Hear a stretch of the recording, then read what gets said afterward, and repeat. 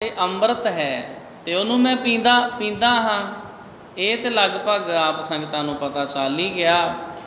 ਕੋਈ ਵਿਰਲੇ ਟਾਵੇਂ ਹੋਣਗੇ ਜਿਨ੍ਹਾਂ ਨੂੰ ਨਾ ਪਤਾ ਚੱਲਿਆ ਹੋਵੇ ਵੀ ਜਿਹੜਾ ਅੰਮ੍ਰਿਤ ਹੁੰਦਾ ਉਹ ਵਾਹਿਗੁਰੂ ਜੀ ਦਾ ਨਾਮ ਹੁੰਦਾ ਵਾ। ਸਤਿਗੁਰੂ ਜੀ ਦੀ ਅੰਮ੍ਰਿਤ ਬਾਣੀ ਨੂੰ ਜਦੋਂ ਆਪਾਂ ਪਿਆਰ ਦੇ ਨਾਲ ਪੜ੍ਹਦੇ ਹਾਂ, ਸੁਣਦੇ ਹਾਂ, ਕਥਾ ਵਿਚਾਰ ਸੁਣਦੇ ਹਾਂ, ਉਦੋਂ ਸਮਝੋ ਅਸੀਂ ਰੱਬ ਜੀ ਦੇ ਨਾਮ ਰੂਪੀ ਅੰਮ੍ਰਿਤ ਪੀਂਦੇ ਹਾਂ। ਹੋਰ ਅੰਮ੍ਰਿਤ ਕੋਈ ਨਹੀਂ ਹੁੰਦਾ। ਕਿ ਜਦੋਂ ਤੁਸੀਂ ਮੱਥਾ ਟੇਕਣ ਆਉਂਦੇ ਹੋ ਤੇ ਇੱਥੇ ਦੋ ਥਾਵਾਂ ਦੇ ਉੱਤੇ ਆ ਪੈਰ ਧੋਣ ਵਾਲੀਆਂ ਜਿਹੜੀਆਂ ਕੁਰਲੀਆਂ ਜਿਹੀਆਂ ਬਣੀਆਂ, ਜਿਹਨੂੰ ਚਰਨ ਗੰਗਾ ਵੀ ਕਹਿਣ ਲੱਗ ਪਏ ਨੇ। ਗੰਗਾ ਇਤਿਆਦਿਕ ਹੋਵੇਗੀ ਹਿੰਦੂ ਧਰਮ 'ਚ, ਸਾਡੇ ਧਰਮ ਵਿੱਚ ਗੰਗਾ ਇਤਿਆਦਿਕ ਇਹਨਾਂ ਦੀ ਕੋਈ ਮਹਾਨਤਾ ਨਹੀਂ ਹੈ। ਅਤੇ ਕਈ ਵਿਚਾਰੇ ਭੋਲੇ ਸਿੱਖ ਨੇ ਅਤੇ ਉੱਥੋਂ ਹੀ ਉਹ ਪਾਣੀ ਦੀਆਂ ਚੂਲੀਆਂ ਭਰ ਭਰ ਕੇ ਪੀਵੀ ਜਾਂਦੇ ਨੇ। ਇਹ ਜੀ ਅੰਮ੍ਰਿਤ ਹੈ। ਜੇ ਭਲਿਓ ਇਹ ਅੰਮ੍ਰਿਤ ਆ ਅਤੇ ਜਿਹੜੇ ਪੰਜ ਪਿਆਰੇ ਛਕਾਉਂਦੇ ਹੋ ਫਿਰ ਕੀ ਹੁੰਦਾ? ਰੱਬ ਜੀ ਦਾ ਨਾਮ ਅੰਮ੍ਰਿਤ ਆ। ਇਸ ਵਾਸਤੇ ਸਿੱਖ ਇਹੋ ਜਿਹੇ ਵਹਿਮ ਭਰਮ ਨਹੀਂ ਕਰਦੇ। ਮੈਨੂੰ ਲੱਗਦਾ ਲਗਭਗ ਸੰਗਤਾਂ ਸਿਆਣੀਆਂ ਹੀ ਨੇ। ਇੱਥੇ ਮੈਂ ਕਦੇ ਜਾਂ ਧਿਆਨ ਨਹੀਂ ਦਿੱਤਾ, ਕਦੇ ਦੇਖਿਆ ਨਹੀਂ ਵੀ ਕੋਈ ਉੱਥੋਂ ਜਿੱਥੇ ਪੈਰ ਧੋ ਕੇ ਲੰਘੀ ਦਾ ਉੱਥੋਂ ਵੀ ਚੂਲਾ ਭਰ ਕੇ ਪਾਣੀ ਦਾ ਪੀਂਦਾ ਹੋਵੇ। ਅਤੇ ਦੂਸਰਾ ਨਾਲ ਹੀ ਇੱਕ ਗੱਲ ਹੋਰ ਆਪਾਂ ਕਲੀਅਰ ਕਰ ਲਈਏ ਕਿ ਗੁਰੂ ਸਾਹਿਬ ਦੇ ਦਰਸ਼ਨ ਕਈ ਵਾਰ ਅਸੀਂ ਸੋਚਦੇ ਹਾਂ ਵੀ ਜਦੋਂ ਭਾਈ ਸਾਹਿਬ ਨੇ ਰੁਮਾਲਾ ਸਾਹਿਬ ਚੁੱਕਿਆ ਹੋਵੇ ਨਾ ਗ੍ਰੰਥੀ ਸਿੰਘ ਜੀ ਨੇ, ਅਤੇ ਉਦੋਂ ਆਣ ਕੇ ਮਹਾਰਾਜ ਜੀ ਦੇ ਦਰਸ਼ਨ ਕਰ ਲਓ। ਭਲਿਓ ਇਹ ਨਹੀਂ ਮਹਾਰਾਜ ਦੇ ਦਰਸ਼ਨ। ਗੁਰੂ ਸਾਹਿਬ ਦੇ ਦਰਸ਼ਨ ਨੇ ਗੁਰਬਾਣੀ ਨੂੰ ਪੜ੍ਹਨਾ, ਉਹਨੂੰ ਸਮਝਣਾ, ਉਸ ਨੂੰ ਸੁਣਨਾ, ਇਹੋ ਗੁਰੂ ਸਾਹਿਬ ਦੇ ਦਰਸ਼ਨ ਨੇ। ਅਤੇ ਜੇ ਜ਼ਰੂਰੀ ਕਰਨੇ ਹੋਣ ਤਾਂ ਬਾਹਰ ਬੋਰਡ ਦੇ ਉੱਤੇ ਹੁਕਮਨਾਮਾ ਸਾਹਿਬ ਲਿਖਿਆ ਹੁੰਦਾ। ਆਪਣੇ ਭਾਈ ਅਵਤਾਰ ਸਿੰਘ ਹੋਣੀ ਇਹ ਮੋਤੀ ਪਰੋ ਦਿੰਦੇ, ਬਹੁਤ ਸੋਹਣੀ ਲਿਖਾਈ ਨਾਲ, ਬੜੇ ਪਿਆਰ ਨਾਲ ਹੁਕਮਨਾਮਾ ਸਾਹਿਬ ਲਿਖਦੇ। ਉਹ ਹੁਕਮਨਾਮਾ ਸਾਹਿਬ ਦੇ ਦਰਸ਼ਨ ਕਰ ਜਾਇਆ ਕਰੋ, ਬੜੇ ਧਿਆਨ ਨਾਲ ਉਹਨੂੰ ਪੜ੍ਹ ਜਾਇਆ ਕਰੋ। ਉਹ ਵੀ ਗੁਰੂ ਸਾਹਿਬ ਦੇ ਦਰਸ਼ਨ ਹੀ ਨੇ। ਵੀ ਹੁਕਮਨਾਮਾ ਸਾਹਿਬ ਵਿੱਚ ਸਾਨੂੰ ਕੀ ਕਿਹਾ ਗਿਆ ਉਹਨੂੰ ਸਮਝਣ ਦੀ ਕੋਸ਼ਿਸ਼ ਕਰਿਆ ਕਰੋ। ਅੱਜ ਸਾਧ ਸੰਗਤ ਜੀ ਆਪਾਂ ਵਿਚਾਰਾਂਗੇ ਛੇਵੇਂ ਪਾਤਸ਼ਾਹ ਸ੍ਰੀ ਗੁਰੂ ਹਰਗੋਬਿੰਦ ਸਾਹਿਬ ਜੀ ਮਹਾਰਾਜ ਜੀ ਦੇ ਸਾਂਢੂ ਸਾਹਿਬ ਭਾਈ ਸਾਈਂ ਦਾਸ ਜੀ ਜਿਹੜੇ ਡਰੋਲੀ ਦੇ ਵਿੱਚ ਰਹਿੰਦੇ ਸੀ, ਉਹਨਾਂ ਦੇ ਬਾਰੇ ਕਥਾ ਵਿਚਾਰ। ਭਾਈ ਢੇਸਾ ਭਾਈ ਸਾਈਂ ਦਾਸ ਜੀ ਨੂੰ ਡਰੋਲੀ ਲਿਜਾਣਾ ਚਾਹੁੰਦਾ ਸੀ। ਉਸ ਦਾ ਵਿਚਾਰ ਸੀ ਕਿ ਜੇ ਭਾਈ ਜੀ ਡਰੋਲੀ ਆ ਜਾਣ ਤਦ ਉਹਨਾਂ ਦੇ ਸਤਸੰਗ ਕਰਕੇ ਇੱਥੇ ਵੀ ਕੀਰਤਨ ਦਾ ਅੰਮ੍ਰਿਤ ਪ੍ਰਵਾਹ ਟੁਰ ਪਵੇ ਅਤੇ ਉਪਕਾਰ ਵਧੇ। ਇਹ ਗੱਲ ਨਿਸ਼ਚੇ ਕਰਕੇ ਭਾਈ ਢੇਸੇ ਨੇ ਸੰਗਤ ਨੂੰ ਸੁਝਾਈ।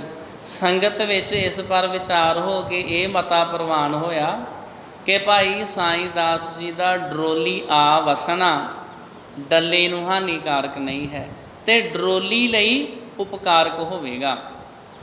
ਸੰਗਤਾਂ ਨੇ ਇਸ ਤਰ੍ਹਾਂ ਆਪਣੇ ਮਨ ਦੇ ਵਿੱਚ ਵਿਚਾਰਿਆ ਵੀ ਭਾਈ ਸਾਈਂ ਦਾਸ ਜੀ ਜਿਹੜੇ ਨੇ ਨਾ ਡੱਲੇ ਪਿੰਡ ਵਿੱਚੋਂ ਉੱਠ ਕੇ ਡਰੋਲੀ ਪਿੰਡ ਦੇ ਵਿੱਚ ਆਣ ਕੇ ਵਸ ਜਾਣ ਅਤੇ ਇਹਦੇ ਨਾਲ ਸਾਨੂੰ ਬਹੁਤਾ ਹੀ ਲਾਭ ਹੋਵੇਗਾ ਅਤੇ ਭਾਈ ਸਾਹਿਬ ਜੀ ਦੇ ਕੋਲੋਂ ਕਥਾ ਵਿਚਾਰ ਸੁਣਿਆ ਕਰਾਂਗੇ। ਇਹ ਵਿਚਾਰ ਹੋ ਕੇ ਇੱਕ ਦਿਨ ਸੰਗਤ ਦੇ ਮੁਖੀਏ ਇਕੱਠੇ ਹੋ ਕੇ ਡੱਲੇ ਗਏ। ਭਾਈ ਜੀ ਨੇ ਬਹੁਤ ਆਗਤ ਭਾਗਤ ਕੀਤੀ ਅਤੇ ਸਨਮਾਨ ਨਾਲ ਉਤਾਰਾ ਦਿੱਤਾ। ਅਗਲੇ ਦਿਨ ਸਵੇਰੇ ਜਦ ਆਸਾ ਦੀ ਵਾਰ ਦਾ ਭੋਗ ਪੈ ਚੁੱਕਾ ਤਦ ਡਰੋਲੀ ਦੀ ਸੰਗਤ ਉੱਠ ਕੇ ਗਲ ਪੱਲੇ ਪਾ ਕੇ ਜੋੜਿਆਂ ਵਿੱਚ ਜਾ ਖੜੋਤੀ ਔਰ ਬੜੀ ਅਧੀਨਗੀ ਨਾਲ ਬਿਨੈ ਕੀਤੀ, ਹੇ ਗੁਰੂ ਕੇ ਸਵਾਰੇ ਅਤੇ ਪਿਆਰੇ ਸਤਸੰਗ ਜੀ, ਅਸੀਂ ਤ੍ਰਿਖਾਵੰਤ ਆਪ ਪਾਸੋਂ ਇੱਕ ਅੰਮ੍ਰਿਤ ਜਲ ਦਾ ਦਾਨ ਮੰਗਣ ਵਾਸਤੇ ਆਏ ਹਾਂ। ਅਸੀਂ ਪਿਆਸੇ ਹਾਂ, ਤ੍ਰਿਖਾਵੰਤ ਹਾਂ। ਅਸੀਂ ਤੁਹਾਡੇ ਕੋਲੋਂ ਸਾਧ ਸੰਗਤ ਜੀ, ਭਾਈ ਡੱਲੇ ਦੀ ਸੰਗਤ ਜੀ, ਅਸੀਂ ਤੁਹਾਡੇ ਕੋਲੋਂ ਇੱਕ ਮੰਗ, ਇੱਕ ਅਰਦਾਸ ਲੈ ਕੇ ਆਏ ਹਾਂ। ਸੰਗਤ ਨੇ ਇਹ ਦਸ਼ਾ ਵੇਖ ਕੇ ਛੇਤੀ ਨਾਲ ਉੱਠ ਕੇ ਸਾਰੇ ਭਰਾਵਾਂ ਨੂੰ ਫੜ ਕੇ ਬੜੇ ਪਿਆਰ ਨਾਲ ਦੀਵਾਨ ਵਿੱਚ ਲੈ ਆਂਦਾ ਅਤੇ ਪਿਆਰ ਨਾਲ ਪੁੱਛਿਆ ਕਿ ਇਸ ਤਰ੍ਹਾਂ ਸਾਡੇ ਸਿਰ ਭਾਰ ਚੜ੍ਹਾਉਣ ਦਾ ਕੀ ਲੋੜ ਹੈ? ਆਪ ਹੁਕਮ ਕਰੋ, ਅਸੀਂ ਸੇਵਾ ਨੂੰ ਹਾਜ਼ਰ ਹਾਂ। ਤਦ ਡਰੋਲੀ ਦੀ ਸੰਗਤ ਨੇ ਬੇਨਤੀ ਕੀਤੀ ਕਿ ਕਿਰਪਾ ਕਰਕੇ ਭਾਈ ਸਾਈਂ ਦਾਸ ਜੀ ਨੂੰ ਸਾਡਾ ਮੁਕਟਮਣੀ ਹੋਣ ਲਈ ਸਾਡੇ ਸੀਸ ਪਰ ਸੁਭਾਏਮਾਨ ਕਰ ਦਿਓ। ਮੁਕਟਮਣੀ ਉਹ ਚੀਜ਼ ਜਿਹੜੀ ਮੁਕਟ ਦੇ ਉੱਤੇ ਲਾਈ ਦੀ ਆ, ਜਿਵੇਂ ਦਸਤਾਰ ਸਜਾ ਕੇ ਕਈ ਉੱਤੇ ਖੰਡਾ ਲਾਉਂਦੇ ਆ, ਪੁਰਾਣੇ ਸਮੇਂ 'ਚ ਕਲਗੀ ਲਾਉਂਦੇ ਹੁੰਦੇ ਸੀ। ਮੁਕਟ ਮਣੀ, ਉਹ ਮਣੀ, ਉਹ ਬੇਸ਼ਕੀਮਤੀ ਪੱਥਰ, ਹੀਰਾ ਜਵਾਹਰਾਤ, ਲਾਲ ਪੰਨਾ, ਮੂੰਗਾ ਪੁਖਰਾਜ, ਜਿਹੜਾ ਮੁਕਟ ਦੇ ਵਿੱਚ ਲਾਇਆ ਜਾਵੇ। ਇਹ ਬੇਨਤੀ ਕੀਤੀ ਡਰੋਲੀ ਦੀ ਸੰਗਤ ਨੇ ਵੀ ਭਾਈ ਇੱਦਾਂ ਕਰੋ, ਸਾਨੂੰ ਭਾਈ ਸਾਈਂ ਦਾਸ ਜੀ ਦੇ ਦਿਓ। ਇਹ ਗੱਲ ਸੁਣ ਕੇ ਸੰਗਤ ਡੱਲੇ ਦੇ ਜੀ ਵਿੱਚ ਵੀ ਸੋਚ ਪੈ ਗਈ, ਐਸੇ ਅਮੋਲਕ ਲਾਲ ਨੂੰ ਦੇ ਦੇਣਾ ਕਿਹੜੀ ਸੌਖੀ ਜਿਹੀ ਗੱਲ ਸੀ। ਪਰ ਇੱਕ ਸੰਗਤ ਦੀ ਮੰਗ ਨੂੰ ਨਾ ਕਰਨੀ ਵੀ ਔਖੀ ਸੀ। ਗੱਲ ਕੀ, ਇਸ ਪਰ ਵਿਚਾਰ ਸ਼ੁਰੂ ਹੋਈ। ਡਰੋਲੀ ਦੀ ਸੰਗਤ ਨੇ ਦੱਸਿਆ ਕਿ ਸਾਡੇ ਪਿੰਡ ਗੁਰਸਿੱਖੀ ਦੀ ਡਾਢੀ ਔੜ ਹੈ, ਇਤਨਾ ਭਾਰਾ ਪਿੰਡ ਹੈ, ਪਰ ਸਤ ਸੰਗੀ ਆਸਾ ਦੀ ਵਾਰ ਦੇ ਪ੍ਰੇਮੀ ਮਸਾਂ 30-35 ਆਦਮੀ ਹਨ। ਜੇਕਰ ਇਹ ਚੰਦਨ ਦਾ ਬਿਰਵਾ, ਬਿਰਵਾ ਦਾ ਅਰਥ ਹੁੰਦਾ ਬੂਟਾ, ਜੇਕਰ ਚੰਦਨ ਦਾ ਬਿਰਵਾ, ਕਈ ਵਾਰੀ ਨਾ ਮੈਂ ਹੈਰਾਨ ਹੋ ਜਾਂਦਾ ਵੀ ਅਸੀਂ ਸੋਚਦੇ ਹਾਂ ਵੀ ਸ਼ਾਇਦ ਕੁਝ ਸ਼ਬਦਾਂ ਦੇ ਅਰਥ ਤਾਂ ਤੁਹਾਨੂੰ ਪੱਕਾ ਹੀ ਪਤਾ ਹੋਣਗੇ। ਇਸ ਵਾਰੀ ਜਦੋਂ ਮੈਂ ਆ ਪਿੰਡ ਛੁੱਟੀ ਜਾ ਕੇ ਆਇਆ, ਕੱਲ੍ਹ ਵਾਪਸ ਆਇਆ, ਅਤੇ ਸਾਡੇ ਪਰਿਵਾਰ 'ਚੋਂ ਇੱਕ ਬੱਚੀ, ਉਹ ਬੜਾ ਪੜ੍ਹੀ ਲਿਖੀ, ਉਹਨੇ ਪੰਜਾਬੀ ਦੀਆਂ BA MA ਕਈ ਕੁਝ ਕੀਤਾ ਹੋਇਆ। ਕੋਈ ਗੱਲਬਾਤ ਚੱਲ ਰਹੀ ਸੀ ਉੱਥੇ, ਮੈਂ ਇੱਕ ਸੁਖਮਨੀ ਸਾਹਿਬ ਦੀ ਪੰਕਤੀ ਪੜ੍ਹੀ। ਮੈਂ ਕਿਹਾ ਪੁੱਤਰ ਇਹਦਾ ਤਾਂ ਤੈਨੂੰ ਅਰਥ ਪਤਾ ਹੀ ਹੋਣਾ ਵੀ ਪਰ ਤ੍ਰਿਆ ਰੂਪ ਨਾ ਪੇਖੈ ਨੇਤਰ ਸਾਧ ਕੀ ਟਹਿਲ ਸੰਤ ਸੰਗ ਹੇਤ। ਮੈਂ ਕਿਹਾ ਇਹ ਦੱਸ ਤ੍ਰਿਆ ਦਾ ਅਰਥ ਕੀ ਹੁੰਦਾ ਵਾ? ਉਹ ਕਦੇ ਕੋਈ ਅਰਥ ਦੱਸੇ, ਕਦੇ ਕੋਈ। ਮੈਂ ਕਿਹਾ ਵੀ ਬੜੀ ਹੈਰਾਨੀ ਵਾਲੀ ਗੱਲ ਆ ਵੀ ਇਹ ਤਾਂ ਬੜੀ ਕਾਮਨ ਪੰਕਤੀ ਹੈ ਅਤੇ ਆਮ ਹੀ ਅਸੀਂ ਸੁਣਦੇ ਹਾਂ, ਤੈਨੂੰ ਤ੍ਰਿਆ ਦਾ ਅਰਥ ਵੀ ਨਹੀਂ ਪਤਾ? ਉਹ ਕਹਿੰਦੀ ਮੈਂ ਕਦੇ ਸੁਣਿਆ ਹੀ ਨਹੀਂ। ਉਹਨੂੰ ਦੱਸਿਆ ਵੀ ਭਲੀਏ ਤ੍ਰਿਆ ਦਾ ਅਰਥ ਹੁੰਦਾ ਵਾ ਇਸਤਰੀ। ਅਸੀਂ ਸੋਚਦੇ ਵੀ ਸ਼ਾਇਦ ਇਹ ਤਾਂ ਮੋਟੇ-ਮੋਟੇ ਲਫ਼ਜ਼ ਨੇ, ਇਹਨਾਂ ਦੇ ਅਰਥ ਤਾਂ ਤੁਹਾਨੂੰ ਆਉਂਦੇ ਹੀ ਹੋਣਗੇ, ਪਰ ਕਈ ਵਾਰੀ ਇਹਦਾ ਵੀ ਨਹੀਂ ਪਤਾ ਚੱਲਦਾ। ਰਹੋ ਵਿਚਾਰ। ਬਿਰਵਾ, ਬਿਰਵਾ ਦਾ ਅਰਥ ਹੁੰਦਾ ਜੀ ਰੁੱਖ, ਬੂਟਾ। ਸੰਗਤ ਨੇ ਬੇਨਤੀ ਕੀਤੀ, ਡਰੋਲੀ ਦੀ ਸੰਗਤ ਨੇ ਡੱਲੇ ਪਿੰਡ ਵਿੱਚ ਆਣ ਕੇ ਵੀ ਜਿਹੜਾ ਇਹ ਤੁਹਾਡਾ ਭਾਈ ਸਾਈਂ ਦਾਸ ਹੈ ਨਾ ਗੁਰਮੁਖ, ਇਹ ਚੰਦਨ ਦਾ ਬੂਟਾ ਹੈ, ਇਹ ਤੁਹਾਡੇ ਪਿੰਡ ਵਿੱਚ ਬਹੁਤ ਸਮਾਂ ਲੱਗਾ ਰਿਹਾ, ਖੁਸ਼ਬੂਆਂ ਖਲੇਰਦਾ ਰਿਹਾ। ਅਸੀਂ ਚਾਹੁੰਦੇ ਹਾਂ ਵੀ ਇਹਨੂੰ ਅਸੀਂ ਆਪਣੇ ਪਿੰਡ ਲੈ ਜਾਈਏ। ਜੇਕਰ ਇਹ ਚੰਦਨ ਦਾ ਬਿਰਵਾ ਉੱਥੇ ਚੱਲ ਲੱਗਾ, ਤਦ ਉੱਥੇ ਵੀ ਚੰਦਨ ਦੀ ਗੰਧ ਨਾਲ ਅਨੇਕਾਂ ਚੰਦਨ ਹੋ ਜਾਣਗੇ। ਇਹਦੀ ਸੰਗਤ ਕਰ ਕਰਕੇ ਕਈ ਚੰਦਨ ਬਣ ਜਾਣਗੇ। ਡੱਲੇ ਦੀ ਸੰਗਤ ਨੇ ਬਹੁਤ ਕੁਛ ਵਿਚਾਰ ਕੇ ਅੰਤ ਇਹੋ ਨਿਬੇੜਾ ਕੀਤਾ ਕਿ ਸੰਗਤ ਵੱਲੋਂ ਭਾਈ ਜੀ ਨੂੰ ਡਰੋਲੀ ਜਾਣ ਵਿੱਚ ਕੋਈ ਰੋਕ ਨਹੀਂ ਹੈ, ਪਰ ਸੰਗਤ ਉਹਨਾਂ ਦੇ ਵਿਛੋੜੇ ਨੂੰ ਸਹਿ ਨਹੀਂ ਸਕਦੀ। ਪਰ ਇਹਨਾਂ ਦੇ ਸਰੀਰ ਪਰ ਉਪਕਾਰ ਲਈ ਆਉਂਦੇ ਹਨ। ਇਹਨਾਂ ਦਰਿਆਵਾਂ ਦੇ ਰੋਆਂ ਨੂੰ ਬੰਨ੍ਹ ਕੇ ਛੰਭ ਬਣਾਉਣੇ ਅਣਹੋਣੀ ਖੇਡ ਖੇਡਣੀ ਹੈ। ਦਰਿਆਵਾਂ ਨੂੰ ਬੰਨ੍ਹਿਆ ਨਹੀਂ ਜਾ ਸਕਦਾ, ਇਸ ਲਈ ਆਪਣੇ ਘਾਟੇ ਨੂੰ ਜਾਣਦੀ ਹੈ। ਪਰ ਸਹਿੰਦੀ ਹੋਈ ਸੰਗਤ ਡੱਲੇ ਦੀ ਭਾਈ ਜੀ ਲਈ ਡਰੋਲੀ ਜਾਣੋ ਕੋਈ ਰੋਕ ਨਹੀਂ ਪਾਉਂਦੀ। ਤਾਂ ਕਰਕੇ ਅਸੀਂ ਭਾਈ ਸਾਹਿਬ ਜੀ ਨੂੰ ਰੋਕ ਨਹੀਂ ਸਕਦੇ ਵੀ ਇਹ ਥੋੜ੍ਹੀ ਵੀ ਭਾਈ ਸਾਈਂ ਦਾਸ ਜੀ ਇੱਕੋ ਹੀ ਪਿੰਡ ਵਿੱਚ ਬੈਠੇ ਰਹਿਣ, ਇਹਨਾਂ 'ਤੇ ਕਈ ਥਾਵਾਂ 'ਤੇ ਜਾਣਾ। ਹੁਣ ਭਾਈ ਜੀ ਦੇ ਸਿਰ ਖੇਡ ਆਈ, ਭਾਵ ਉਹਨਾਂ ਦੀ ਵਾਰੀ ਆਈ।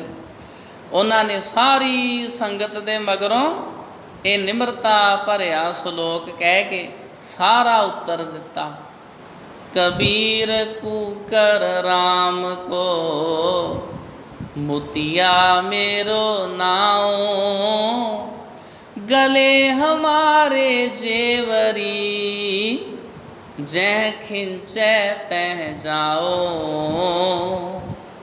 भाई जी का चित्त जे आम चित्त हुंदा तद डल्ला छड्डण दा नाम ना लैंदा, पर उन्हां मैं मेरी दी कंध ढाह छड्डी है। ਉਹਨਾਂ ਗੁਰੂ ਰਜ਼ਾ ਸਿਰ ਧਰੀ ਹੈ। ਵਾਹਿਗੁਰੂ ਵੱਲੋਂ ਜੋ ਹੁੰਦਾ ਹੈ ਉਸ ਵਿੱਚ ਹੀ ਭਲਾ ਜਾਣਦੇ ਹਨ। ਆਪ ਨੂੰ ਉਸ ਮਾਲਕ ਦਾ ਕੂਕਰ ਸਮਝਦੇ ਹਨ। ਕੂਕਰ ਦਾ ਅਰਥ ਕੁੱਤਾ। ਸਮਝਦੇ ਨੇ ਵੀ ਮੈਂ ਮਾਲਕ ਦੇ ਦਰ ਦਾ ਕੁੱਤਾ ਹਾਂ। ਸੰਸਾਰ ਨਾਲੋਂ, ਹਉਮੈ ਨਾਲੋਂ, ਮਾਇਆ ਨਾਲੋਂ ਆਪ ਨੂੰ ਮੁਤੀਆ ਸਮਝਦੇ ਹਨ। ਮੁਤੀਆ ਟੁੱਟ ਗਏ ਨੂੰ ਆਖਦੇ ਹਨ, ਜੋ ਹਉਮੈ ਤੋਂ ਟੁੱਟ ਗਿਆ। ਅਰ ਸਾਈਂ ਨਾਲ ਜਿਸ ਦੀ ਡੋਰ ਵੱਜ ਗਈ, ਉਹ ਜਾਣਦਾ ਹੈ ਕਿ ਸਾਈਂ ਦੀ ਰਜ਼ਾ ਹੀ ਮੈਨੂੰ ਜਿੱਧਰ ਚਾਹੁੰਦੀ ਹੈ ਲਈ ਫਿਰਦੀ ਹੈ। ਉਸ ਦੀ ਰਜ਼ਾ ਵਿੱਚ ਖੁਸ਼ ਹਨ। ਜੋ ਸੁਰ ਰਜ਼ਾ ਬੋਲੇ ਸੋਈ ਸੁਰ ਉਹਨਾਂ ਦੇ ਅੰਦਰੋਂ ਨਿਕਲਦੀ ਹੈ। ਹੁਣ ਆਈ ਭਾਈ ਨਰੈਣ ਦਾਸ ਤੇ ਮਾਈ ਪ੍ਰੇਮ ਦੇਵੀ ਦੀ ਵਾਰੀ। ਭਾਈ ਸਾਈਂ ਦਾਸ ਅਤੇ ਗੁਰੂ ਹਰਗੋਬਿੰਦ ਸਾਹਿਬ ਜੀ ਦੇ ਜਿਹੜੇ ਸੱਸ ਅਤੇ ਸਹੁਰਾ ਹਨ, ਹੁਣ ਉਹਨਾਂ ਦੀ ਵਾਰੀ ਆਈ।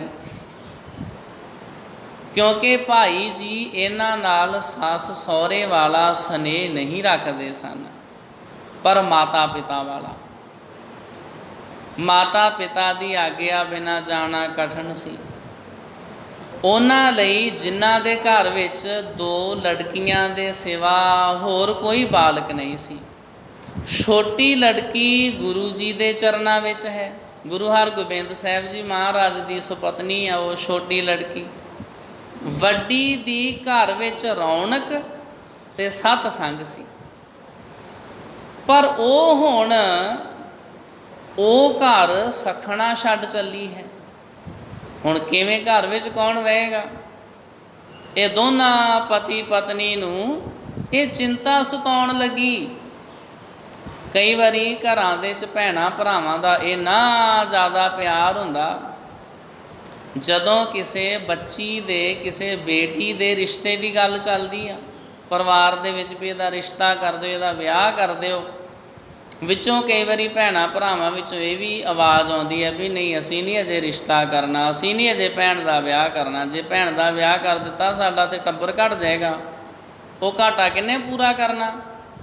ਹੁਣ ਇਹ ਜਿਹੜੀ ਚਿੰਤਾ ਵਾ, ਇਹ ਚਿੰਤਾ ਡੱਲੇ ਪਿੰਡ ਦੇ ਵਿੱਚ ਆ।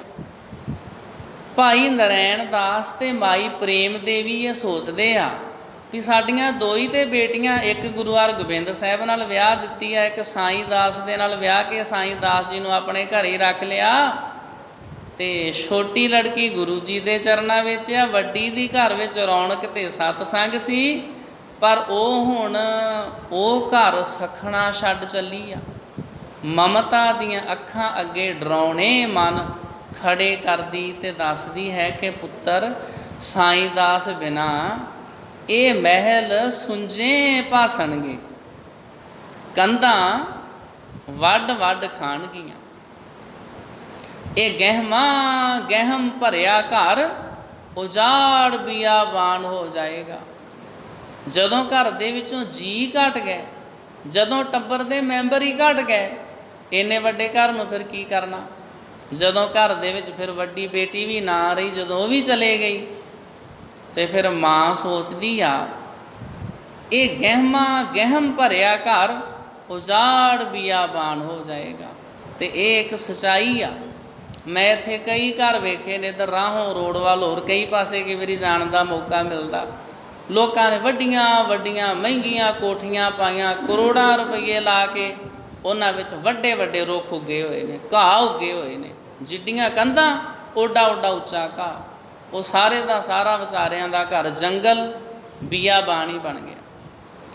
ਕਈ ਮੈਂ ਸਾਧ ਸੰਗਤ ਜੀ ਚੰਡੀਗੜ੍ਹ 'ਚ ਗੱਡੀਆਂ ਵੇਖੀਆਂ, ਉਹ ਜਿੱਥੇ ਖਿਲਾਰ ਕੇ ਗਏ ਉੱਥੇ ਰੋਕ ਗਏ, ਆਪ ਪਤਾ ਨਹੀਂ ਕਿੱਧਰ ਚਲੇ ਗਏ। ਇਹ ਇੱਕ ਸੱਚਾਈ ਜੇ ਗੱਡੀਆਂ ਦੇ ਵਿੱਚ ਰੁੱਖ ਉੱਗੇ ਹੋਏ, ਗੱਡੀਆਂ ਦੇ ਵਿੱਚ, ਗੱਡੀਆਂ ਨੂੰ ਪਾੜ ਕੇ ਉਹ ਰੁੱਖ ਨਿਕਲ ਆਏ। ਇਸ ਤਰ੍ਹਾਂ ਹੁੰਦਾ। ਇਹ ਸੋਚਦੇ ਆ ਵੀ ਇਹ ਗਹਿਮ ਭਰਿਆ ਘਰ ਉਜਾੜ ਬਿਆਬਾਨ ਹੋ ਜਾਏਗਾ। ਪਰ ਵੈਰਾਗ ਆਖਦਾ ਹੈ ਘਰ ਛੱਡਣੇ ਰਹਿ ਨਾ ਕੋਈ। ਗੁਰੂ ਨਾਨਕ ਸਾਹਿਬ ਦਾ ਬਚਨ ਆ ਵੀ ਜਿਨ੍ਹਾਂ ਘਰਾਂ ਵਿੱਚ ਰਹਿੰਦੇ ਆ, ਇਹਨਾਂ ਘਰਾਂ ਵਿੱਚ ਸਦਾ ਨਹੀਂ ਰਹਿ ਸਕਦੇ, ਇਹਨਾਂ ਘਰਾਂ ਨੂੰ ਛੱਡਣਾ ਹੀ ਪੈਂਦਾ। ਘਰ ਛੱਡਣੇ ਰਹਿ ਨਾ ਕੋਈ, ਇਹ ਇੱਕ ਦਿਨ ਸੁੰਝੇ ਹੋ ਜਾਣੇ ਹਨ। असां की साईं दास किसे ने पहले विछड़ना ही है, घर दे विचों किसे ना किसे ने ते जाना ही आ। विछोड़े ते मौत तां निश्चय बात है। ये दोनों चीज़ों विचों एक तो होनी आ, जां किसी का विछोड़ा पै जाएगा, कोई चले जाएगा, जां किसी की मौत हो जाएगी। ये तो शुरू तो ही चलता आया।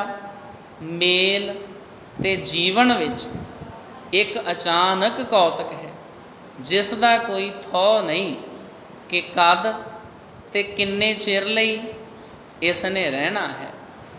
यह जो दुनिया सेहर मेला दस्तगीरी नाहे, रहाओ सो जद विछोड़ा निश्चय है, तद मन हर शेन वाहिगुरु अर्पण करी रखना चाहिए है। ते शरीर सतसंग सरोवर का वासी बनाना चाहिए। जदों पता भी सारा कुछ छड्ड के चले जाना, एवें काले नहीं पैना चाहिए। सानू अपना वध तो वध समा सत संगत दे विच बिताउणा चाहिए। वैराग ये विवेक भी देंदा है, पर नेत्रां विच जल भी लिआउंदा है। विछोड़ा है, नेत्रां विच जल आउंदा वा। जदों किसे रुख दे नालों उहदी टाहनी तोड़दे हो, किसे रुख दा पत्ता तोड़दे हो, उहदे विचों भी पानी सिम आउंदा। विछोड़े दा दुख हुंदा ही आ। नदियाँ वाह विछुन्निया, मेला संजोगी राम। ये मेला जो मरनहार शरीरां दा, जिथे जेड़े संसार दे विच आए ने ते जेड़े इत्थे आए ने, जेड़े मिले ने वो विछड़े ने।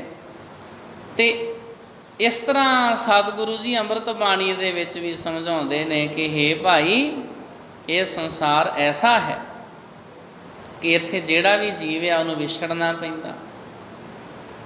कैसा प्यार है, पर हाय ये कैसा अनिस्थिर ते अनिश्चय है। ये विछोड़ा कैसा अणियाला है। अणियाला ये शब्द भी समझण वाला। अणियाला वो तीर जिहदे अगे अणी लगी होवे। अणी का भाव यह हुंदा भी तीर तुसीं देखिया होना अगले पासियों तिखा, फिर जाके इस तरह वड्डा हो जाता, उत्थों फिर छोटा हो के ते पिछे उहदे तीर दे डंडी लगी हुंदी। अणियाला तीर वो जदों शरीर दे विच वज जांदा, उन्होंने फिर कढ़िया नहीं जा सकता, विचे खुभ जाता। जे उस अणियाले तीर नूं कोई फड़ के खिंचे, शरीर में जिथे वज्जा होवे वो नाड़ियाँ आंदरां इत्यादक नाले खिंच के लियाउंदा, उन्होंने कढ़िया नहीं जा सकता। इस तरह जिहड़ा विछोड़ा वा ना, ये अणियाला तीर आ। तीर वांगू विन्हदा है ते नश्तर वांगू पछदा है। पर क्यों? इसलिए कि चित्त ने अपने सुख का आसरा दूजे पर धर रखिया है। जे कदी सुख का आसरा अपने पर ही रखे, तद क्यों ये चोभ होवे। असीं ये समझ के बैठ गए भी जे मैं सुखी हाँ तो मैं किसी दूसरे का करके सुखी हाँ, तो जे असीं अपने आप तो सुखी हो जाइए, फिर ये सानू विछोड़े की चोभ ना लगे। पर हाय सज्जनों, ये कहना सौखा है, करना कठिन है।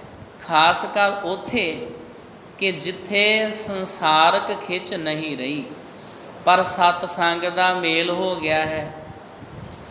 उथे दिल इसलिए विछोड़ा नहीं चाहता कि इत्थे मैनू अपना मूल पछाणन की सूझ पई है। ये दात, ये दैवी चानन तां ना विछड़े। उथे अज्ञान नहीं, पर प्रेम विन्हदा है। उथे प्रेम आखदा है, जिस प्यारे स्यों नेह, तिस आगे मर चलिए। त्रिग जीवन संसार, ताके पाछे जीवना। प्रेम कूकदा है, ਹਉ ਖੜੀ ਨਿਹਾਲੀ ਪੰਧ। ਜਿਹੜਾ ਪਹਿਲਾ ਸ਼ਲੋਕ ਪੜ੍ਹਿਆ ਇਹ ਸ੍ਰੀ ਗੁਰੂ ਅੰਗਦ ਸਾਹਿਬ ਜੀ ਮਹਾਰਾਜ ਦਾ ਹੈ। ਖਡੂਰ ਸਾਹਿਬ ਵਿਖੇ ਆਣ ਕੇ ਰਿਸ਼ਤੇ ਵਿੱਚ ਲੱਗਦੀ ਆਪਣੀ ਭੂਆ ਬੀਬੀ ਵਿਰਾਈ ਜੀ ਦੇ ਘਰ ਵਿੱਚ ਲੁਕ ਗਏ। ਆਲੇ ਦੁਆਲਿਓਂ ਦਰਵਾਜ਼ਾ ਬੰਦ ਕਰ ਲਿਆ। ਮੈਂ ਗੁਰੂ ਨਹੀਂ ਬਣਨਾ ਚਾਹੁੰਦਾ, ਮੈਂ ਪ੍ਰਗਟ ਨਹੀਂ ਹੋਣਾ ਚਾਹੁੰਦਾ। ਜੇ ਮੈਂ ਪ੍ਰਗਟ ਹੋਇਆ ਸੰਗਤਾਂ ਆਣ ਕੇ ਮੇਰੇ ਚਰਨਾਂ ਦੇ ਉੱਤੇ ਮੱਥੇ ਟੇਕਣਗੀਆਂ, ਤਾਂ ਕਰਕੇ ਭੂਆ ਜੀ ਮੈਂ ਇੱਕ ਕੋਠੇ ਵਿੱਚ ਬੈਠ ਜਾਣਾ, ਤੁਸੀਂ ਉਹਨੂੰ ਆਲੇ ਦੁਆਲਿਓਂ ਲਿਪ ਦਿਓ, ਮਿੱਟੀ ਨਾਲ ਬੰਦ ਕਰ ਦਿਓ। ਬਾਬਾ ਬੁੱਢਾ ਸਾਹਿਬ ਜੀ ਨੇ ਆਣ ਕੇ ਸ੍ਰੀ ਗੁਰੂ ਅੰਗਦ ਸਾਹਿਬ ਜੀ ਮਹਾਰਾਜ ਨੂੰ ਪ੍ਰਗਟ ਕੀਤਾ। ਉਹਨਾਂ ਨੇ ਪੁੱਛਿਆ ਵੀ ਕਰਤਾਰਪੁਰ ਸਾਹਿਬ ਦੀ ਕੀ ਖਬਰ ਆ, ਗੁਰੂ ਨਾਨਕ ਸਾਹਿਬ ਜੀ ਦੀ। ਬਾਬਾ ਬੁੱਢਾ ਸਾਹਿਬ ਜੀ ਤੇ ਹੋਰ ਸੰਗਤਾਂ ਨੇ ਦੱਸਿਆ ਜੀ ਤੁਹਾਨੂੰ ਗੁਰਤਾ ਗੱਦੀ ਬਖਸ਼ ਕੇ ਖਡੂਰ ਸਾਹਿਬ ਭੇਜ ਕੇ ਆਪ ਤਾਂ ਉਹ ਕਰਤਾਰਪੁਰ ਸਾਹਿਬ ਵਿਖੇ ਅਕਾਲ ਸਲਾਣਾ ਕਰ ਗਏ ਨੇ, ਆਪ ਤੇ ਤੁਰ ਗਏ ਨੇ ਦੁਨੀਆ ਤੋਂ ਸਰੀਰ ਕਰਕੇ। ਉੱਥੇ ਫਿਰ ਸ੍ਰੀ ਗੁਰੂ ਅੰਗਦ ਸਾਹਿਬ ਜੀ ਮਹਾਰਾਜ ਨੇ ਇਹ ਸ਼ਲੋਕ ਉਚਾਰਿਆ, ਆਪਣੇ ਪਿਆਰੇ ਤੋਂ ਵਿਛੜ ਕੇ ਜ਼ਿੰਦਗੀ ਬਤੀਤ ਕਰਨ ਦੇ ਉੱਤੇ ਧਿਰਕਾਰ ਹੈ। ਆਪਣੇ ਪਿਆਰੇ ਤੋਂ ਬਿਨਾਂ ਤਾਂ ਬਹੁਤ ਮੁਸ਼ਕਿਲ ਆ ਜ਼ਿੰਦਗੀ ਬਤੀਤ ਕਰਨੀ। ਮੈਂ ਉਸ ਤੋਂ ਪਹਿਲਾਂ ਕਿਉਂ ਨਹੀਂ ਮਰ ਗਿਆ।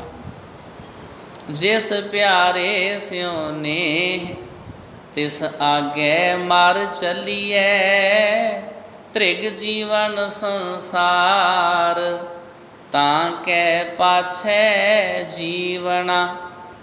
ਪ੍ਰੇਮ ਕੂਕਦਾ ਹੈ, ਹਉ ਖੜੀ ਨਿਹਾਲੀ ਪੰਧ, ਮਤ ਮੂੰਹ ਸੱਜਣ ਆਵੇ। ਮੈਂ ਰਸਤੇ ਦੇ ਉੱਤੇ ਨਜ਼ਰ ਲਾ ਕੇ ਵੇਖਦੀ ਹਾਂ, ਮਤਾਂ ਮੇਰਾ ਸੱਜਣ ਆ ਜਾਵੇ। ਮੇਰੇ ਹਿਰਦੇ ਦੇ ਵਿੱਚ ਅਕਾਲ ਪੁਰਖ ਵਾਹਿਗੁਰੂ ਜੀ ਆਣ ਵਸਣ, ਮੈਂ ਉਹਨਾਂ ਨੂੰ ਉਡੀਕਦੀ ਪਈ ਹਾਂ। ਪ੍ਰੇਮ ਦੁਹਾਈਆਂ ਦਿੰਦਾ ਹੈ, ਰਾਖੋ ਆਪਣੀ ਸ਼ਰਨ ਪ੍ਰਭ ਮੋਹਿ ਕਿਰਪਾ ਧਾਰੇ। ਪ੍ਰੇਮ ਲੇਖ ਲਿਖਦਾ ਹੈ, ਤ੍ਰਿਖਾ ਨਾ ਉਤਰੈ ਸ਼ਾਂਤ ਨ ਆਵੇ, ਬਿਨ ਦਰਸ਼ਨ ਸੰਤ ਪਿਆਰੇ ਜੀਓ। ਆਪਣੇ ਪਿਆਰੇ ਤੋਂ ਬਿਨਾਂ ਤ੍ਰੇ ਨਹੀਂ ਬੁਝਦੀ, ਮਨ ਨੂੰ ਸ਼ਾਂਤੀ ਨਹੀਂ ਆਉਂਦੀ। ਪਰ ਐਸੇ ਸਮਿਆਂ ਪਰ ਕਿਆ ਪ੍ਰੇਮ ਮਮਤਾ ਦੀ ਤਰ੍ਹਾਂ ਜ਼ਫਾ ਮਾਰਦਾ ਹੈ ਔਰ ਰੋੜ ਦਿੰਦਾ ਹੈ। ਨਹੀਂ, ਉਹ ਪ੍ਰੇਮ ਰਜ਼ਾ ਨੂੰ ਟੋਲਦਾ ਔਰ ਰਜ਼ਾ ਪਰ ਸਦਕੇ ਜਾਂਦਾ ਹੈ। ਪ੍ਰੇਮ ਦੀਆਂ ਚੋਭਾਂ ਸੁਖਦਾਈ ਤੇ ਚੜਾਓ ਦਾ ਕਾਰਨ ਬਣ ਜਾਂਦੀਆਂ ਹਨ। ਪਿਆਰਿਓ, ਮਮਤਾ ਦੀ ਚੋਭ ਆਤਮਾ ਨੂੰ ਵਿੰਨ੍ਹਦੀ ਹੈ, ਪਰ ਪ੍ਰੇਮ ਦੀ ਚੋਭ ਹਉਮੈ ਨੂੰ ਵਿੰਨ੍ਹਦੀ ਹੈ। ਮਮਤਾ ਦੇ ਤੀਰ ਖਾਣ ਵਾਲਾ ਸ਼ੁਦਾਈ, ਰੋਗੀ ਤੇ ਆਲਸੀ ਹੋ ਜਾਂਦਾ ਹੈ, ਪਰ ਪ੍ਰੇਮ ਦੇ ਤੀਰ ਦੀਆਂ ਨੋਕਾਂ ਸਹਿਣ ਵਾਲਾ ਦਾਨਾ, ਅਰੋਗ, ਉਦਮੀ ਤੇ ਰਜ਼ਾ ਪਰ ਪਹਿਰਾ ਦੇਣ ਵਾਲਾ, ਹਉਮੈ ਨੂੰ ਨੌਸ਼ਾਵਰ ਕਰ ਦੇਣ ਵਾਲਾ ਬਣਦਾ ਹੈ। ਨਰੈਣ ਦਾਸ ਜੀ ਨੇ ਭਰੇ ਨੇਤਰੀ ਇਹ ਬੇਨਤੀ ਸੰਗਤ ਅੱਗੇ ਕਰ ਦਿੱਤੀ।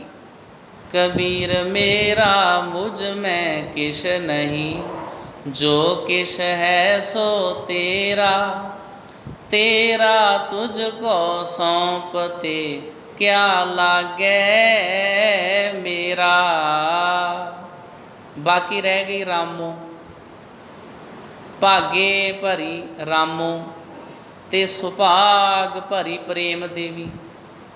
ਮਾਵਾਂ ਧੀਆਂ ਦੇ ਅਮਿਤ ਪ੍ਰੇਮ, ਫਿਰ ਜਵਾਈ ਧੀਆਂ ਤੋਂ ਪਿਆਰੇ, ਪੁੱਤ ਕਰਕੇ ਲਡਿਆਏ ਤੇ ਗੁਰਮੁਖ ਜਾਣ ਕੇ ਸੇਵੇਂ।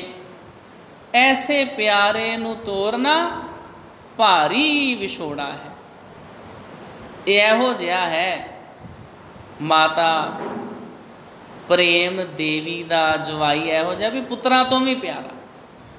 ਕਈ ਤੇ ਜਵਾਈ ਇਹੋ ਜਿਹੇ ਹੁੰਦੇ ਵੀ ਜਦੋਂ ਘਰ ਆਉਂਦੇ ਉਹ ਕਹਿੰਦੇ ਵੀ ਇਹ ਕਾਹਨੂੰ ਆ ਗਿਆ, ਸਿਆਪਾ ਪਾਇਆ ਨਵਾਂ ਹੀ, ਇਹਨੇ ਆਣ ਕੇ ਕਈ ਨੁਕਸ ਬੀਨੀਆਂ ਕੱਢਣੀਆਂ, ਆਣ ਕੇ ਸਾਨੂੰ ਤੰਗ ਪਰੇਸ਼ਾਨ ਕਰੇਗਾ।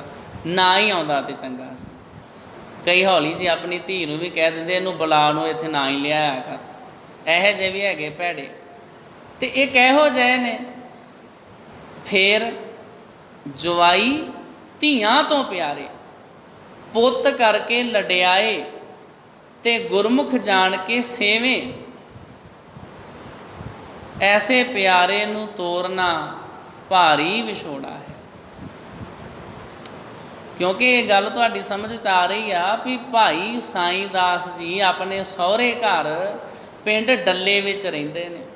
ਡਰੋਲੀ ਪਿੰਡ ਤੋਂ ਸੰਗਤ ਇਕੱਠੀ ਹੋ ਕੇ ਆਈ ਆ ਜੀ, ਭਾਈ ਸਾਈਂ ਦਾਸ ਜੀ ਨੂੰ ਅਸੀਂ ਆਪਣੇ ਪਿੰਡ ਲਿਜਾਣਾ ਚਾਹੁੰਦੇ ਹਾਂ, ਸਾਨੂੰ ਉੱਥੇ ਲੋੜ ਆ, ਉੱਥੇ ਇਹ ਆਉਣਗੇ ਅਤੇ ਸਤ ਸੰਗਤ ਹੋਇਆ ਕਰੇਗੀ। ਹੁਣ ਇਕੱਲੇ ਇਕੱਲੇ ਦੇ ਵਿਛੋੜੇ ਦਾ ਬਿਆਨ ਕੀਤਾ। ਹੁਣ ਸੱਸ ਦੀ ਵਾਰੀ ਆਈ, ਅੱਖਾਂ ਵਿੱਚ ਨੀਰ ਤੇ ਨੀਰ ਵਿੱਚ ਦੁਹਾਈ ਹੈ, ਹਾਏ ਨਾ ਵਿਛੜਨਾ ਲਾਲ ਜੀ, ਪਰ ਸਤ ਸੰਗ ਦੀ ਰਜ਼ਾ ਸੀਸ ਪਰ ਹੈ।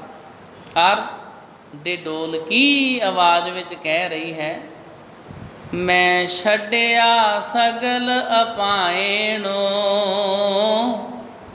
ਪਰਵਾਸੈ ਗੁਰ ਸਮਰੱਥਾ। ਰਾਮੋ ਅੰਦਰੋਂ ਕਿੱਥੇ ਹੈ? ਬੀਬੀ ਰਾਮੋ ਦੀ ਅੰਦਰ ਦੀ ਹਾਲਤ ਕੀ ਆ?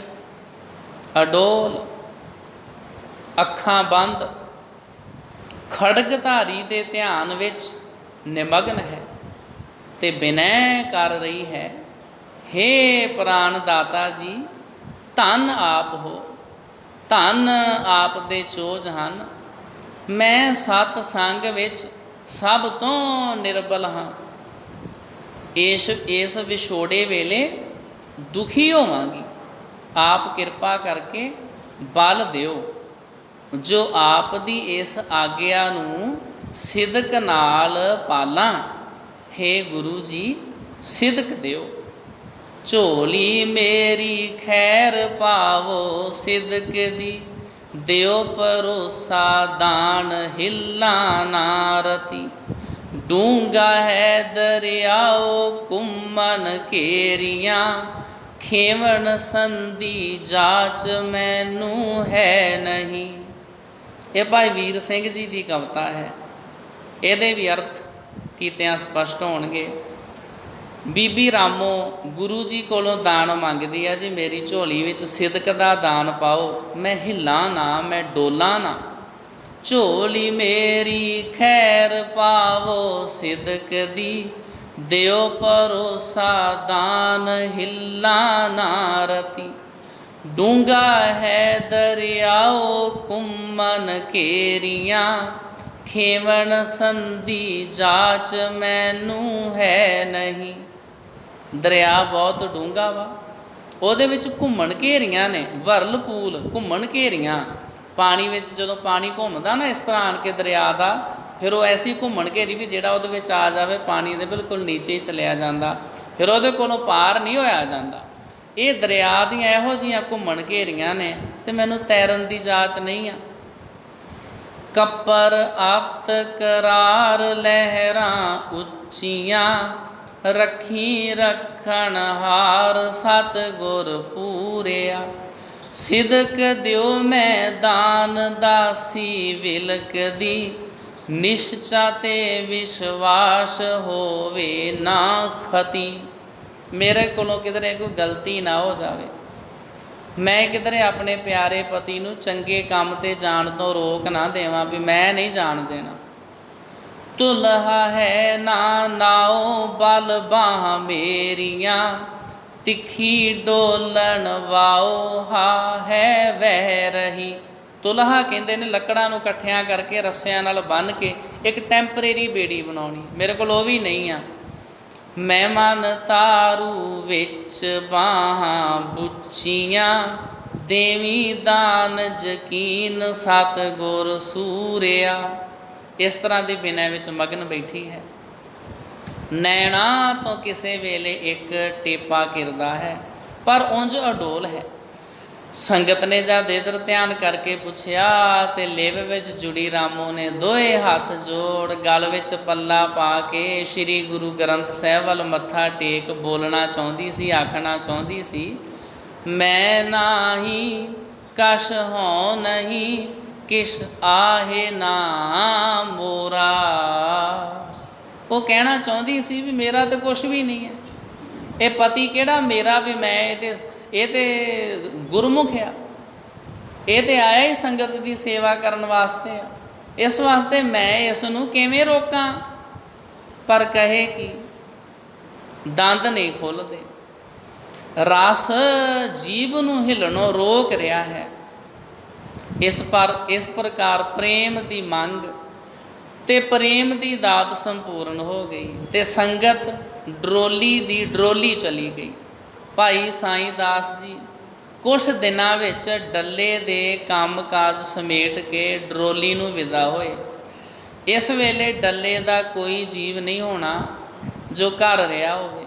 सारी संगत तोरन आई, सारे पैरी पे पैंदे हन। भाई जी आप झुक झुक जाते हैं ते मिल मिल गले लगते हैं। प्रेमी मिल मिल विछड़ते ते विछड़ विछड़ मिलते हैं। पिंडों चोखी दूर तक संगत नाल गई। साध संगत जी भाई साहब भाई साईं दास जी नूं पिंड दे विचों तोरन वास्ते संगत दूर तक गई। उन्हां दे सत्कार वजों अजे कोई पिछे नहीं मुड़दा। भाई जी कदम कदम ते मुड़न लई बेनतियां करते हैं, पर प्रेम दे बद्धे लोग विछड़ना नहीं चाहते। मुश्किलां नाल संगत मुड़ी। जिन्ना चिर संगत नूं भाई जी दिसदे रहे, मुड़ मुड़ के परस पर वेखदे ते नमस्कारां करते रहे। भाई जी नूं भी जदों संगत दिसनों रह गई, तदों आप घोड़ी ते चढ़े ते बीबी डोली विच बैठी। सने सने अकाल पुरख दे सवारे, गुरु दे प्यारे, करनी कहनी दे सूरे। भाई जी ते बीबी जी डरोली पहुँचे। भाई जी ने अपने वालों वाह लाई सी कि संगत नूं आउण दा पता ना लगे, पर विछड़न वाली संगत दे प्रेम दे घन हर बदलों विचों सवंती बूंदां वांगू विछोड़े दी सोए डरोली दी पपीहे वत प्यासी संगत नूं पहुँच ही गई। दो कोहां ते अगे ही संगत लैण वास्ते आ रही सी। ढोलकियां ते छैणे वज रहे से और प्रेम दे शब्दां दी कनकोर लग रही सी। भाई जी दूरों ही कनकोर सुन के घोड़ी तो उतरे ते साथियां नूं कहा कड़ाह प्रसाद झटपट लै जावे, कड़ाह प्रसाद झटपट हो जावे। कुदरत नाल समान नाल सी ही। एक खूहे ते बैठ के झटपट कड़ाह प्रसाद कर लिया ते लै टुरे। ये तदों दे संगतां दे प्रेम से जे जो दो संगतां जद मिलन ते समा होवे तां दोहां कड़ाह प्रसाद लैके मिलना। दोहां ने सतगुर सच्चे पातशाह नूं विच जान के प्रसाद अर्पण करना ते आपो विच जो मेल करना, वो मेल गुरु नूं विच हाज़र जान के परस पर प्रेम दा मेल होना। इधरों ये शब्दां दी कनघोर ला टुरे, उधरों संगत डरोली दी प्रेम दे शब्द पढ़दी प्रसाद दा थाल चाई आ मिली। दुवल्ली किन्ना चिर शब्दां दी कनघोर लगी रही, फिर दीवान सजा के बैठ गए। प्रसाद दे दोवें थाल सतगुरों दा ध्यान धर के अर्पण किए गए ते अरदासा सोध के प्रसाद वरताया गया। आपो विच डाढ़े आदर भाव ते प्रेम होए। हाँ, ये सिੱਖੀ प्रेम उस वेले दे हन जदों सिख दिलों विच बाणी दा निवास सी ते नाम दा प्रवाह वो माहू चश्मे वांग रात दिन चलदा सी। सिख सिख सन, गिणती दे सन, पर जीवन जाग पिया जीवन सी। वो सिख साडे वर्गे अज वर्गे नहीं सी। जे वो शब्द पढ़ते तो शब्द ही पढ़ी जाते, इहो जिहा उन्हां दे मन च प्यार हुंदा सी। जे दीवान सजा लेंदे ना, दीवान ही सजाई रखते। जे शाम नूं दीवान सजदा, कई बारी सारी सारी रात दीवान ही सजा रहिंदा। इन्ने प्यार वाले गुरु दे सिख। सुतड़े वो जागदे सी, सुतड़े असंख माया झूठी कारणे, नानक से जागन ਜੇ ਰਸਨਾ ਨਾਮ ਉਚਾਰਨੇ। ਸਾਰੇ ਨਾਮ ਰੰਗ ਵਿੱਚ ਖੀਵੇ ਸਿੱਖ ਸਨ। ਗੁਰਸਿੱਖੀ ਦਾ ਨਾਤਾ ਸਭ ਨਾਤਿਆਂ ਤੋਂ ਪਿਆਰਾ ਸੀ। ਕਿਸੇ ਭਾਈਚਾਰਕ ਵਿਚਾਰ, ਦੂਰ ਅੰਦੇਸ਼ੀ ਜਾਂ ਲੋੜ ਵਾਸਤੇ ਨਿਰਾ ਇਹ ਪਿਆਰ ਨਹੀਂ ਸੀ, ਸਗੋਂ ਜਿੱਥੇ ਸਾਰੇ ਉੱਚੇ ਤੇ ਰਸੀਏ ਮਨ ਵਾਲੇ ਹੋਣ ਕਰਕੇ ਇੱਕ ਦੂਸਰੇ ਵੱਲ ਖਿੱਚਾਂ ਖਾਂਦੇ ਤੇ ਇੱਕ ਦੂਜੇ ਦੇ ਪਿਆਰ ਸਤਿਕਾਰ ਵਿੱਚ ਐਉਂ ਖਿਚੀਂਦੇ ਸਨ ਜਿਵੇਂ ਕੁਦਰਤੀ ਪਿਆਰ ਦੋਹਾਂ ਨੂੰ ਇੱਕ ਕਰਨ ਲਈ ਆਪਣੀ ਸ਼ਕਤੀ ਮਾਤਰ ਨਾਲ ਖਿੱਚਦਾ ਹੈ। ਹੁਣ ਸਾਰੀ ਸੰਗਤ ਤੇ ਭਾਈ ਜੀ ਇਕੱਠੇ ਹੋ ਕੇ ਸ਼ਬਦ ਪੜ੍ਹਦੇ ਡਰੋਲੀ ਵੱਲ ਤੁਰੇ। ਜਿਸ ਧਰਤੀ ਪਰ ਭਾਈ ਜੀ ਦਾ ਜਨਮ ਹੋਇਆ ਸੀ, ਉਸੇ ਧਰਤੀ ਨੂੰ ਨਿਹਾਲ ਕਰਕੇ ਇਹ ਉਪਕਾਰੀ ਜੀ ਫਿਰ ਉੱਥੇ ਆ ਗਏ। ਧਰਮਸ਼ਾਲ ਦੇ ਵਿਹੜੇ ਦੇ ਇੱਕ ਪਾਸੇ ਬਣੇ ਇੱਕ ਕੋਠੇ ਵਿੱਚ ਉਤਾਰਾ ਦਿੱਤਾ ਗਿਆ, ਅਰ ਸਾਵਣ ਦੇ ਬਦਲਾਂ ਵਾਂਗ ਵਾਹਿਗੁਰੂ ਦੇ ਪ੍ਰੇਮ ਦੀ ਸ਼ਹਿਬਰ ਲਾ ਦਿੱਤੀ।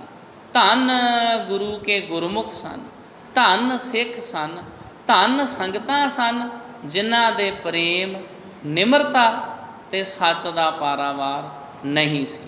ਤੋ ਇਸ ਤਰ੍ਹਾਂ ਸਾਧ ਸੰਗਤ ਜੀ, ਅੱਜ ਦੀ ਜਿਹੜੀ ਆਪਾਂ ਇਹ ਕਥਾ ਵਿਚਾਰ ਸੁਣੀ ਆ ਵੀ ਭਾਈ ਸਾਈਂ ਦਾਸ ਜੀ ਨੂੰ ਸੰਗਤ ਬੇਨਤੀਆਂ ਕਰਕੇ ਉਹਨਾਂ ਦੇ ਸਹੁਰੇ ਪਰਿਵਾਰ ਵਿੱਚੋਂ, ਸਹੁਰੇ ਘਰੋਂ, ਜਿੱਥੇ ਉਹ ਬੜੇ ਪਿਆਰ ਨਾਲ ਘਰ ਜਵਾਈ ਬਣ ਕੇ ਰਹਿੰਦੇ ਸੀ, ਸੰਗਤਾਂ ਦਾ ਪਾਰ ਉਤਾਰਾ ਕਰਦੇ ਸੀ, ਉਹਨਾਂ ਦੇ ਪਿੰਡ ਦੇ ਲੋਕ ਉਹਨਾਂ ਨੂੰ ਵਾਪਸ ਲੈ ਆਏ ਨੇ ਵੀ ਭਾਈ ਸਾਹਿਬ ਜੀ ਤੁਸੀਂ ਡੱਲੇ ਪਿੰਡ ਦੀਆਂ ਸੰਗਤਾਂ ਨੂੰ ਹੁਣ ਬਹੁਤ ਤਾਰ ਲਿਆ, ਬਹੁਤ ਸਤ ਸੰਗਤ ਹੋ ਗਈ ਆ, ਹੁਣ ਸਾਡੇ ਪਿੰਡ ਦੇ ਉੱਤੇ ਵੀ ਕਿਰਪਾ ਕਰੋ। ਤੇ ਭਾਈ ਸਾਈਂ ਦਾਸ ਜੀ ਨੂੰ ਸੰਗਤਾਂ ਵਾਪਸ ਜਿੱਥੇ ਉਹਨਾਂ ਦਾ ਜਨਮ ਨਗਰ ਸੀ, ਪਿੰਡ ਡਰੋਲੀ, ਉੱਥੇ ਲੈ ਗਏ ਨੇ। ਉੱਥੇ ਸੰਗਤਾਂ ਨੇ ਭਾਈ ਸਾਹਿਬ ਜੀ ਨੂੰ ਧਰਮਸ਼ਾਲਾ ਦੇ ਨਾਲ ਇੱਕ ਕਮਰਾ ਦੇ ਦਿੱਤਾ ਵਾ ਵੀ ਇਹਦੇ ਵਿੱਚ ਤੁਸੀਂ ਪਤੀ ਪਤਨੀ ਰਿਹਾ ਕਰੋ। ਇਸ ਤੋਂ ਜਿਹੜੀ ਅੱਗੇ ਫਿਰ ਆਪਾਂ ਕੱਲ੍ਹ ਨੂੰ ਕਥਾ ਵਿਚਾਰਾਂਗੇ ਉਹ ਹੋਵੇਗਾ ਘਰ ਉਸਾਰੀ। ਫਿਰ ਵਿਚਾਰ ਚੱਲੀ ਵੀ ਨਹੀਂ, ਇਹ ਥੋੜ੍ਹਾ ਵੀ ਭਾਈ ਸਾਈਂ ਦਾਸ ਜੀ ਇੱਕੋ ਹੀ ਕਮਰੇ ਵਿੱਚ ਰਹਿਣ, ਇਹਨਾਂ ਦੇ ਵਾਸਤੇ ਬਕਾਇਦਾ ਪ੍ਰੋਪਰ ਘਰ ਬਣਾਈਏ ਜਿਹਦੇ ਵਿੱਚ ਇਹਨਾਂ ਨੂੰ ਸਾਰੀਆਂ ਸੁੱਖ ਸਹੂਲਤਾਂ ਮਿਲਣ। ਭਾਈ ਸਾਈਂ ਦਾਸ ਜੀ ਦੇ ਵਾਸਤੇ ਘਰ ਕਿਵੇਂ ਉਸਾਰਿਆ ਜਾ ਰਿਹਾ ਡਰੋਲੀ ਪਿੰਡ ਵਿੱਚ, ਇਹ ਵਿਚਾਰ ਆਪ ਸੰਗਤਾਂ ਆਉਣ ਵਾਲੇ ਸਮੇਂ ਵਿੱਚ ਸਰਵਣ ਕਰੋਗੇ। ਅੱਜ ਸਮਾਂ ਕੁਝ ਜ਼ਿਆਦਾ ਲੱਗ ਗਿਆ ਕਿਉਂਕਿ ਸਮਾਪਤੀ ਵੀ ਲੇਟ ਸੀ, ਐਤਵਾਰ ਵਾਲਾ ਦਿਨ ਸੀ। ਕੱਲ੍ਹ ਨੂੰ ਆਪਾਂ ਲਗਭਗ 5:30 ਵਜੇ ਅਰਦਾਸ ਕਰਾਂਗੇ ਅਤੇ ਉਸ ਤੋਂ ਬਾਅਦ ਫਿਰ ਭਾਈ ਸਾਈਂ ਦਾਸ ਜੀ ਦਾ ਕਿੱਦਾਂ ਘਰ ਬਣਿਆ ਇਹ ਆਪਾਂ ਵਿਚਾਰਾਂਗੇ। ਆਪ ਸਮੂਹ ਸੰਗਤਾਂ ਵਾਸਤੇ ਚਾਹ ਪਾਣੀ ਦੇ ਲੰਗਰ ਵਰਤ ਰਹੇ ਹਨ।